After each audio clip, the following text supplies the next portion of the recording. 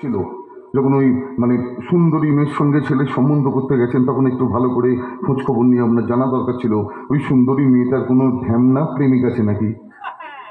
শুধু উধু মরতে হলো। যাই হোক, ভূত হয়ে এসে আবার ভয় ভয় দেখাবেন না, ভূতে কিন্তু আমি বড় ভয় পাই। যতই হোক বয়সে বড় আবার মরা, অসম্মান করাটা না মনে হয় উচিত হবে না।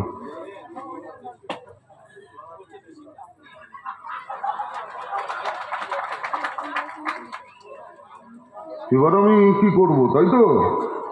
এবার আমি সন্তোষ সাপের মতন বাসা বাঁধবো এই বাড়িতে, ছবল মারবো স্বামীটাকে, রব